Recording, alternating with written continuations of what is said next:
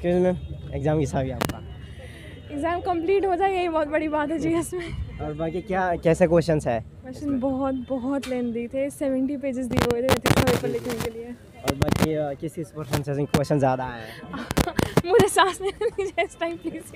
2 minute बस। किस person से ज़्यादा क्वेश्चंस आया? क्वेश्चन एथिक्स के जैसे आते हैं, हाफ पेपर केस स्टडीज़ का, हाफ पेपर नॉर्मल पोर्शन का वो आता है, वैसे आया था। जैसे कि आपने बताया लेंदी क्वेश्चंस आया, तो उसको टाइम मैनेजमेंट आपने कैसे किया?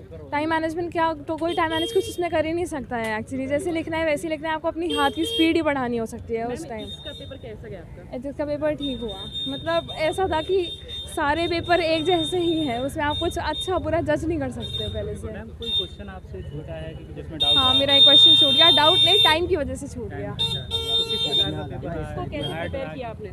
एथिक्स प्रिपेयर करने के लिए वही जो आपकी बाकी चीज़ों की नॉलेज है वो करती है, ऊपर से एथिकल टर्मिनोलॉजी आपको पढ़नी होती है और केस स्टडी याद करनी होती है। वो आपकी ओरिजिनल थिंकिंग बाहर निकलती है, आपको कोई पढ़ा नहीं सकता वो चीज़।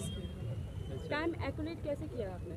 टाइम मेरा तो पेपर छूट भी गया, 20 मार्क्स का छूट गया, because the paper was very lengthy. The paper had 70 pages to write, so it was very difficult. After attempting GS 3 in the morning, शाम को 70 पेज दोबारा लिखना, तो it's a challenge in itself. अगले पेपर की क्या रणनीति आपकी? अब अगला हिंदी इंग्लिश है, उसके बाद ऑप्शनल है, तो अब उसकी तो सबकी अपनी, ऑप्शनल की तो सबकी अपनी अपनी टेक्निक होती है। तो मैम ये बताइए ऑप्शनल पेपर अब आपका क्या है? ऑप्शनल लॉ है, ऑप्शनल लॉ है मेरा। पर उस लॉ को क्यों ले रहे हैं आप? क्योंकि मैंने LLB किया हुआ है, मुझे लॉ पसंद है, इसलिए मैंने ऑप्शनल में लॉ लिया हुआ है।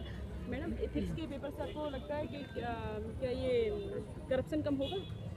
एथिक्स के पेपर से ये है कि हाँ, एथिकल स्टैंडर्ड, मतलब अगर आप उन चीज़ों को इन्फोर्स करते हो, अगर आप सिर्फ पढ़ने के लिए पढ़ते हो कोई चीज़, तब तो कोई फ़ायदा ही नहीं किसी भी चीज़ का। बट अगर आप उन चीज़ों को सच में इन्फोर्स करते हो और अपनी लाइफ में अप्लाई करते हो, तो डेफिनेटली इंसान की पर्सनैलिटी में बहुत चेंज आता है। मैम आपने सेल्फ में स्टडी की या फिर किसी अकेडमी वगैरह से की? मैंने कम्प्लीटली सेल्फ स्टडी की है, मैंने कोई कोचिंग नहीं लिया है। आपने एथिक्स से क्या सीखा? क्या मैंने तो इससे ये सीखा कि हाँ, मतलब you have good options and you have bad options, and what you choose depend shows your character actually. Hindi में और इंग्लिश की बात करें तो हाँ। क्या अंतर है मीडियम का? कितना अंतर पड़ता है? एक्चुअली हिंदी और इंग्लिश में कोई अंतर नहीं है, दिक्कत रीजनल लैंग्वेज वालों को थोड़ी होती है, क्योंकि पेपर हिंदी और इंग्लिश में आता है। तो कई बार ऐसा होता है कि हमें इंग्लिश में पेपर नहीं समझ आता, तो हम हिंदी में पढ़ सकते हैं उस चीज़ को। लेकिन अगर रीजनल लैंग्वेज के लोग अगर उनको इंग्लिश में नहीं समझ आए, उनके पास वो ऑप्शन नहीं रहता। ये थोड़ा सजेशन क्या रहेगा, थोड़ा आपका सुझाव? ये कि हाँ, जैसे सदर्न स्टेट्स हो गए या नॉर्थ ईस्टर्न स्टेट्स हो गए, तो वहाँ उनकी लैंग्वेज में भी पेपर बनना चाहिए, ये सजेशन। ठीक है मैम, आपको बहुत बहुत धन्यवाद।